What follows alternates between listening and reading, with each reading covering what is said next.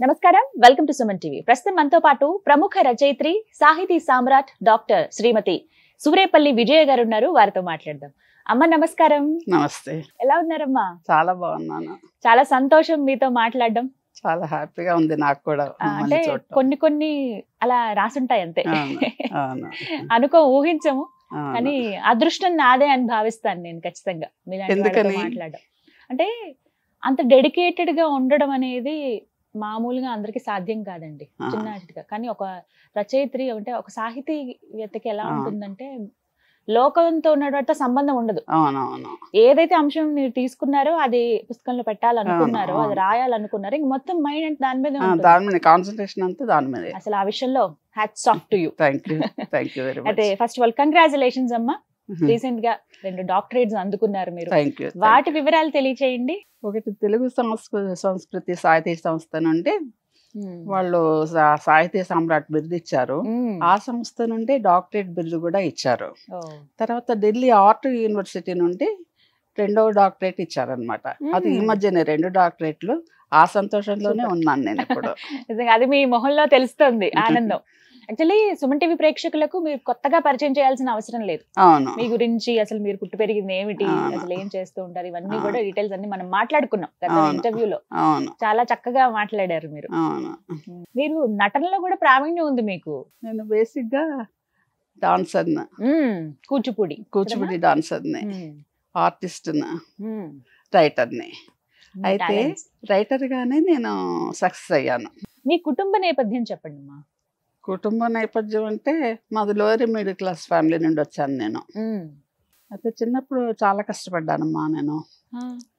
8 years అప్పటి నుండి నేను తెల్లవారుజామున 4 o'clock లేచి మిల్క్ బాటిల్స్ ఉండేవి. అప్పుడు మిల్క్ బాటిల్స్ తేవడానికి వెళ్ళేదాన్ని 1 kilometer.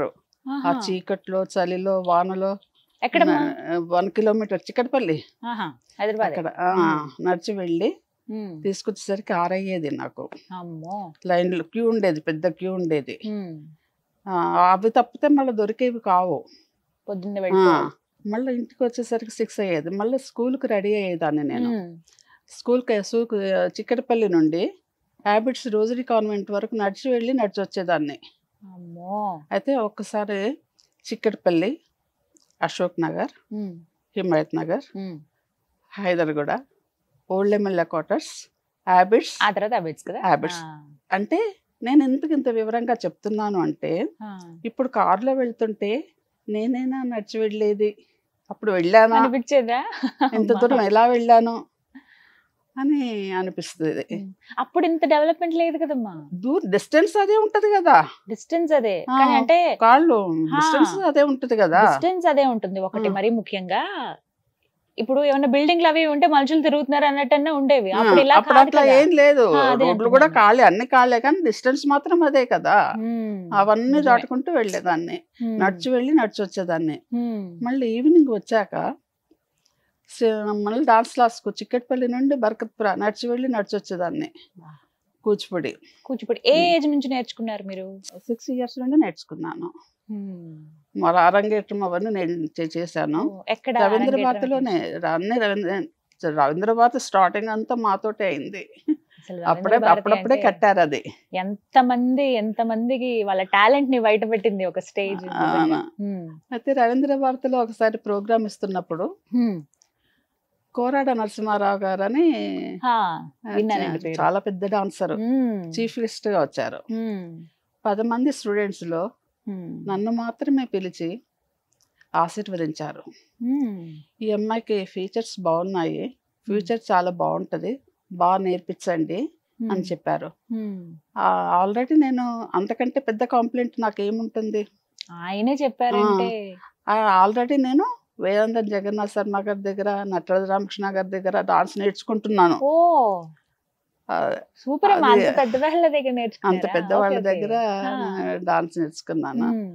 అది చాలా కొన్ని కారణాల వల్ల నేను తొందరగా నాకు ఎర్లీ మ్యారేజ్ అయిందమ్మా.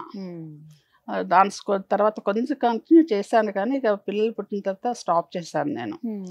ఎందుకంటే నేను రూరల్ ఏరియాలో ఉన్నాను, మా వారు జాబ్ రీచ్. సిటీలో ఉంటే అవకాశాలు ఎక్కువ ఉంటాయి ఏది చేయాలన్నా కానీ.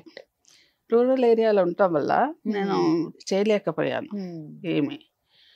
అయితే హౌస్ వైఫ్గానే ఉన్నాను. అయితే బాబు పుట్టిన తర్వాత స్టడీస్ కూడా ఇంటర్, డిగ్రీ బాబు పుట్టిన తర్వాత కంప్లీట్ చేశారు. అప్పుడు మా బిఏ కంప్లీట్ చేశాను. సూపర్. బాబు పుట్టిన తర్వాత ప్రైవేట్ గా. కానీ నాకు జాబ్ చేయాలని ఇంట్రెస్ట్ లేదు, ఏదైనా క్రియేటివిటీ ఉండాలి అంతేనా అనుకునేదాన్ని. ఈ రైటింగ్ ఎప్పటి నుంచి? రైటింగ్ అప్పుడే కాదు, ఇంకా చాలా టైం ఉంది. ఇంకా చాలా ఉందా? అయితే అశ్విని బ్యూటీ కాంటెస్ట్ లో పార్టిసిపేట్ చేశాను. సూపర్. దాంట్లో ప్రైజ్ వచ్చింది.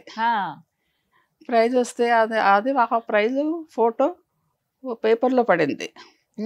ఆ పేపర్లో కాకినాడ వాళ్ళు, లిఖిత పత్రిక వాళ్ళు ఆ అడ్రస్ చూసి నాకు లెటర్ రాశారు, మా పత్రిక ఒక కథ పంపించండి అని. అప్పుడు వరకు నేను అసలు ఏం ఐడియా కూడా లేదు నాకు, నేను రాస్తానని రాయనని నాకేం తెలియదు.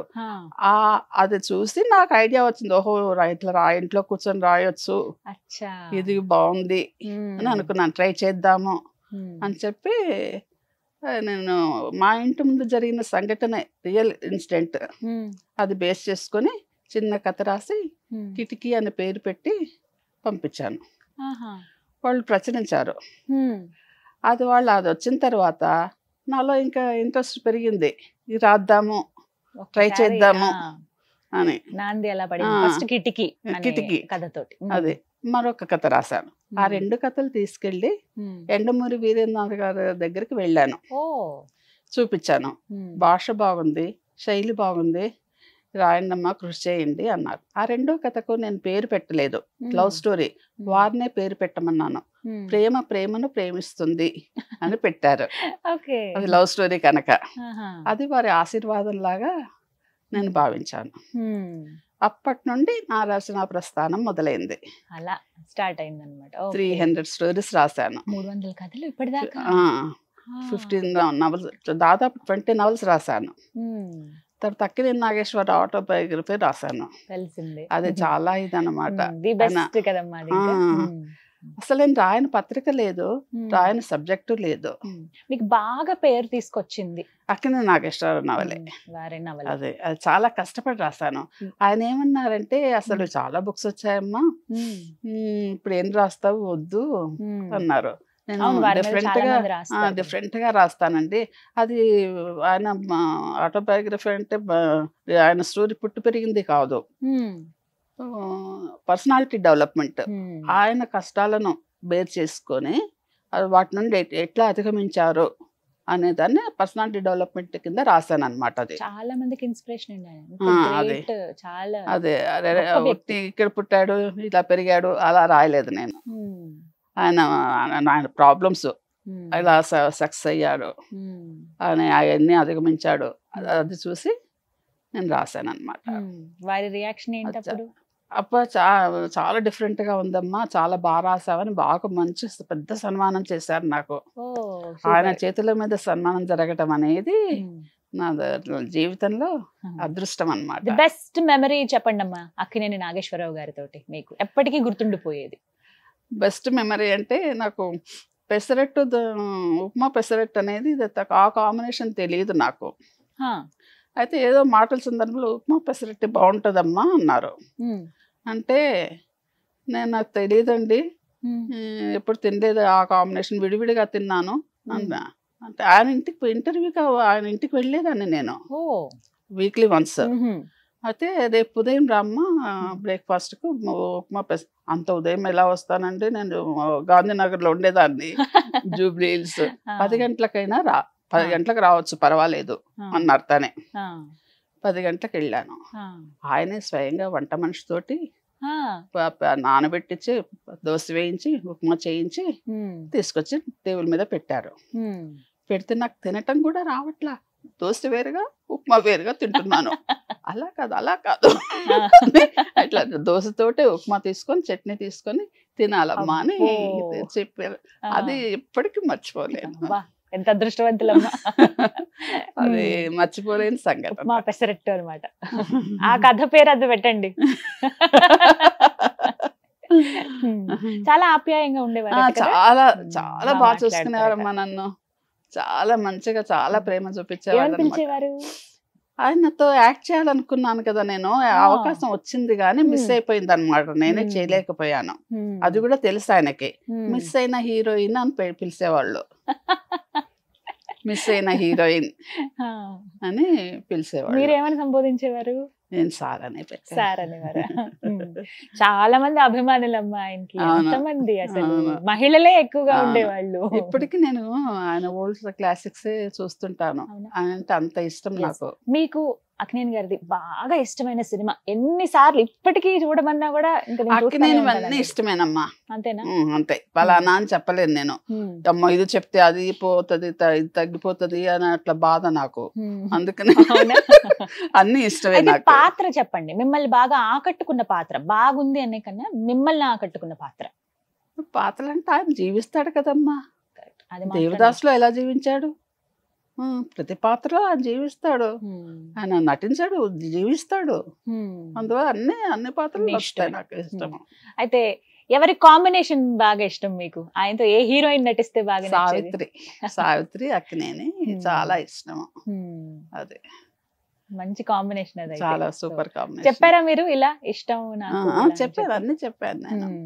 అయితే సావిత్రి ప్లేస్ లో నేను ఉండాల్సిందండి అని చెప్పాను. ఏమన్నారు అప్పుడు? బాగా నవ్వారనమాట. ఇంకా అప్పుడు పుట్టలేదు కదమ్మా నువ్వు, లేట్ గా పుట్టావు, లేట్ గా పుట్టినాక నేను చేయలేకపోయానండి మీతో అని చెప్పాను. అరంగేట్రం చేయాలనుకున్నా చేయలేకపోయినా భర్త, అన్ని కుదరలేదు అనమాట. అందుకని వారి కాంబినేషన్ లో ఏదో చెయ్యాలన్న ఫైర్ నాలో కసి, అదే అక్కినేని నాగేశ్వరరావు ఒక స్ఫూర్తి సంతకం. ఒక స్ఫూర్తి సంతకం, చాలా మందికి ఇన్స్పిరేషన్ ఆయన లైఫ్ స్టోరీ అయితే. అంటే ఎన్సైక్లోపీడియా. ఆయనతో మాట్లాడుతుంటే ప్రపంచమే మన ముందు ఉంటుంది. అసలు ఏదైనా చెప్పగలరు, అనర్గళంగా మాట్లాడగలరు. అది ఆయనకు తెలియని విషయాలంటూ ఉండవు అసలు. నేను సుమగారితో ఉన్నటువంటి ఒక ప్రోగ్రామ్, సుమగారితో చేసినటువంటి గుర్తుకొస్తుంది. అయితే ఎంత అద్భుతమైనదంటే, నేను చిన్నదాన్ని బట్ ఎంతో బాగా గుర్తుండిపోయింది నాకు. లైఫ్ లో ది బెస్ట్ మెమరీ, మీరు ఎన్నిసార్లు తలుచుకున్న సంతోషం అనిపించేది, మీ మోముల చిరునవ్వు వచ్చేటువంటి మూమెంట్ ఏదన్నా ఉందా? అట్లా చాలా ఉంటాయమ్మా, గుర్తుండవు. చాలా ఏదైనా ఒకటి గుర్తుండవు, ది బెస్ట్ మెమరీ అని. అయితే నేను ఒక చిన్నప్పుడు ఎప్పుడైనా పిల్లలు ఇంటికి పేరెంట్స్ రిలేటివ్స్ వచ్చినా కానీ పేరెంట్స్ కానీ మనీ ఇస్తే ఏం కొనుక్కుంటారు, స్వీట్స్ ఫ్రూట్స్ కొనుక్కుంటారు, అప్పటికప్పుడు కొనుక్కుని తినేస్తారు. కానీ నేను అలా కాదు, చందమామ బాలమిత్ర కొనుక్కునేదాన్ని, బుక్స్ అట్లా ఉండేది నాకు. చిన్నప్పుడే అలా ఉండేది అనమాట. ఇట్లా కొనుక్కుందాము, అది తిందాము అట్లా ఉండేది కాదు నాకు. అయితే మా నాన్న నాది గమనించి, అప్పట్లో ఆంధ్రప్రభ వీక్లీ వచ్చేది. ఆంధ్రప్రభ వీక్లీ ప్రతి వారం తెప్పించేవాళ్ళు, కేవలం నా కోసమే తెప్పించి, మా ఫస్ట్ పేజ్ నుండి చివరి పేజీ వరకు చదవాలమ్మా, ఏది వదిలిపెట్టకూడదు అన్నారు. అంటే రైటర్ అయినా ఆర్టిస్ట్ అయినా దేనికైనా ఉచ్చారణ బాగుంటుంది, బాగా ఉపయోగపడుతుంది అన్నారు. అది నాకు చాలా ప్లస్ అయింది. అయితే ఆ ఆంధ్రప్రభ అప్పుడు 25 NP, NP అంటే మీకు తెలియదులేమ్మా, 25 NP పావలా.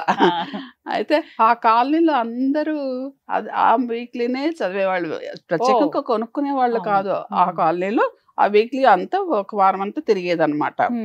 అప్పుడు 1 రూపీ అంటే ఇప్పుడు 500 ఈక్వల్ అంతే, అట్లా.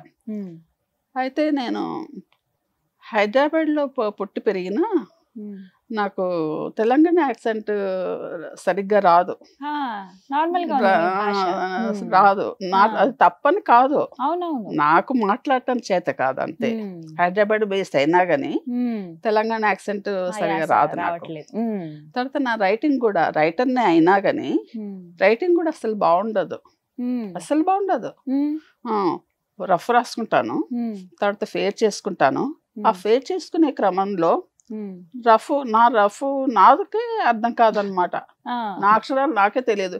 ఎడిటర్లు ఎంత అవస్థపడ్డారో నా చూస్తూ ఎట్లా అర్థం చేసుకున్నారో అని అనుకుంటాను అనమాట. నేను అదృష్టం వచ్చినట్టే వస్తుంది, వెళ్ళిపోతుంది. నాకు అక్కినేని నాగేశ్వరరావుతో, చిరంజీవితో, శోభాతో అవకాశాలు వచ్చాయి, కానీ నేను చేయలేకపోయాను కొన్ని కారణాల వల్ల. బాధపడేవారా? ఉంటుంది, తప్పకుండా ఉంటుంది. అయితే టీవీ సీరియల్స్ కూడా అంతే. అయితే నాకు చాలా ఎంత ఉంటుందో అన్ని రావమ్మా, మనం అనుకున్నవన్నీ ఏవి రావు అసలు. ఒకటి అనుకుంటే ఒకటి జరుగుతుంది. బెస్ట్ మెమరీ అంటే చిన్నప్పుడు ఆల్ పాస్ బట్ ఫెయిల్, అలానా? అట్లా అంత అనమాట. అంటే కేవలం నేను ఫ్యామిలీకి ఇంపార్టెన్స్ ఇచ్చానమ్మా. గ్రేట్ అమ్మా. కేవలం ఫ్యామిలీకి ఇంపార్టెన్స్ ఇచ్చాను నేను. నా పర్సనల్ లైఫ్ తీసుకుంటే నేను చాలా హైట్స్ లో ఉండేదాన్ని.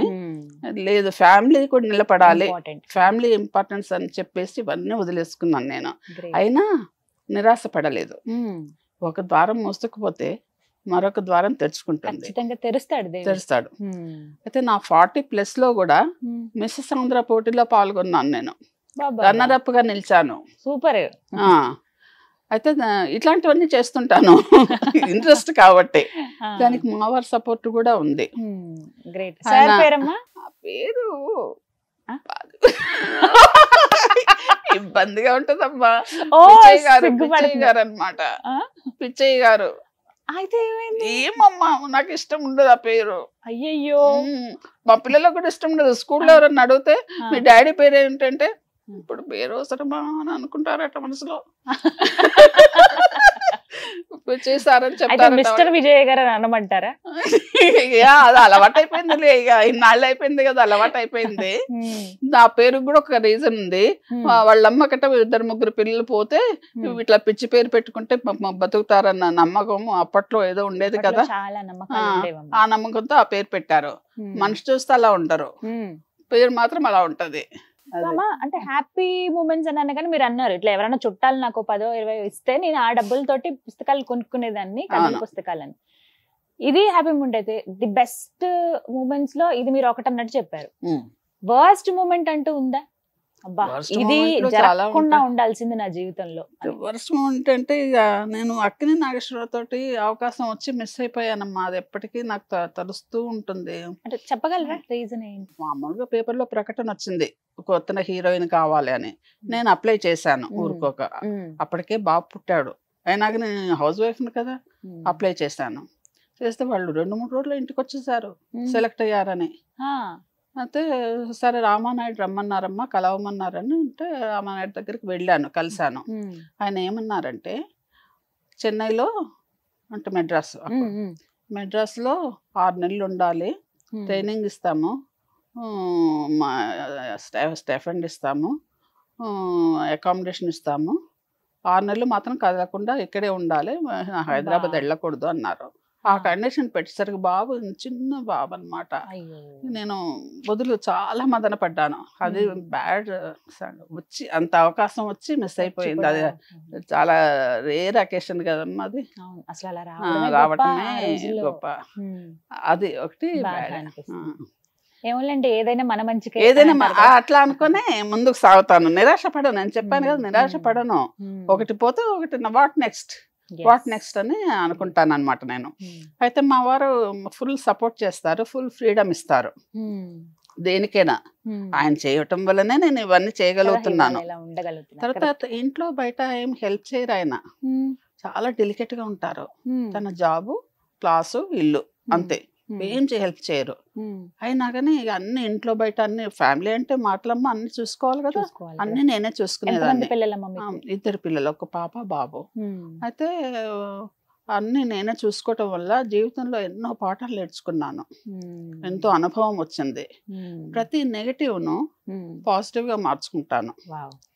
అయితే ఆయన చేయట్లేదని బాధపడను. ఎందుకంటే మనం మనుషులను ప్రేమించినప్పుడు వాళ్ళ బలహీనతలను కూడా ప్రేమించాలి. అందుకని నేను బాధపడను నేను అసలు. అయితే మీ నుంచి చాలా చాలా విషయాలు తెలుసుకోవాలి. ఇప్పుడు యంగర్ జనరేషన్ కమ్మా చూస్తున్నాం కదా, చిన్న చిన్న వాటికి డిప్రెస్ అయిపోవడం, రిలేషన్స్ మరీ ముఖ్యంగా వైఫ్ అండ్ హస్బెండే కావచ్చు, ఇంట్లో ఏమైనా బంధాలు ఉన్నప్పుడు పక్కకు తప్పుకుందామని చూస్తున్నారు, ఇంకా వద్దు అని అనుకోవడం. ఇవి ఎంతవరకు కరెక్ట్? అలా చేయకుండా ఉండాలని అంటే స్ట్రాంగ్ గా ఉండగలగాలి అని అంటే ఏం చేయాలి? భయపడకూడదమ్మా, దేనికి ఎదుర్కోవాలి, కష్టాలను ఎదుర్కోవాలి. ఇప్పుడు యూత్ ఉందనుకో, కష్టాలకు దగ్గరగా ఉండాలి, సుఖాలకు దూరంగా ఉండాలి.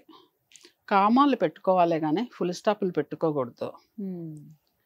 ఎప్పుడైనా అంటే అందరూ నాకేది లేదు, ఎవరు హెల్ప్ చేయట్లేదు, నేను పైకి రాలేకపోయాను అని అనుకోవద్దు. మన అవకాశాలు మనమే వెతుక్కోవాలి. ఎవరు ఏం చెయ్యరు. ఇప్పుడు కుందేలు ఉంది, బాగా పరిగెడుతుంది, గమ్యం చేరుకుంటుంది. తాపేలు ఉంది, అది మెల్లగా పరిగెడుతుంది, అది గమ్యం చేరుకుంటుంది. కష్టమే గానీ అసాధ్యం కాదు. కరెక్ట్. మీకు ఇప్పుడు సెలబ్రిటీస్ లో ఎవరైనా పరిచయం ఉన్న వాళ్ళు మీతో మాట్లాడుతున్నారు? ఇదివరకు వెళ్ళేది టచ్ లో ఉండేదన్న, కానీ ఇప్పుడు అన్ని మానేసుకున్నానమ్మా. రిటైర్డ్ లైఫ్ నేను ఎంజాయ్ చేస్తున్నాను. నేను ఇప్పుడు ఇంత హ్యాపీగా ఉన్నాను అంటే credit goes to my daughter Swapna, మనవాళ్ళు ఇద్దరు son laws, grandsons, Sahaj and Srujan. అదే అయితే మా అమ్మాయిని తలుచుకుంటే ఏమవుతుంది, ఆమె నిస్వార్థంగా మదర్ తెరిసా గుర్తొస్తుంది. ఆమెను చూస్తుంటే అందరికి నిస్వార్థంగా సేవలు చేస్తుంది.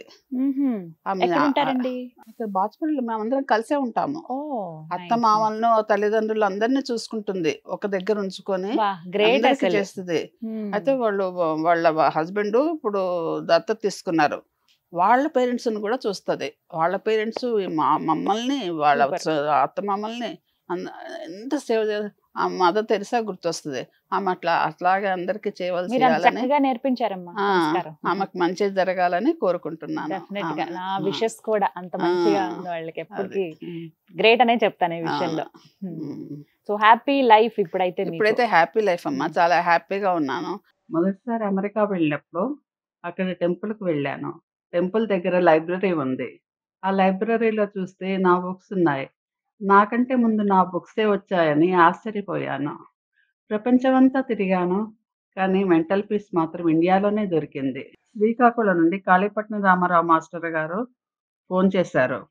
మీ నవల్స్, కథలు, ఫోటో పంపించండి, మా లైబ్రరీలో పెట్టుకుంటాను అన్నారు. ఇంతకంటే పెద్దవాడు ఏముంటుంది అనుకున్నాను. ఏదైనా తీరని కోరిక అంటూ ఉండిపోయిందమ్మా మీకు? తీరని కోరిక అంటే అదే సినీ ఫీల్డ్ కి వెళ్ళాలని చాలా ఉండేది. అది తీరని కోరికే. ఇప్పుడు ఏమన్నా అవకాశం లేదు, ఇప్పుడు నేను చేయను. హీరోయిన్ గా చేయాలనుకున్నాను. అది ఎన్టీఆర్ ఏఎన్ఆర్ తో తప్ప వాళ్ళతోటి చేయాలనుకున్నాను. అప్పుడు వచ్చినా గానీ మిస్ అయింది అనమాట. కేవలం ఫ్యామిలీకి ఇంపార్టెన్స్ ఇచ్చాను నేను అట్లా. కాకపోతే ఇప్పుడు నేను ఇక్కడ కూర్చున్నాను అంటే నేను ఒక మామూలు హౌస్ వైఫ్ గా ఉన్నాను ఒకప్పుడు. ఇక్కడ కూర్చున్నానంటే నా స్వయం కృషి, గాడ్ గిఫ్ట్, ఈ రెండు కారణాలు అన్నమాట.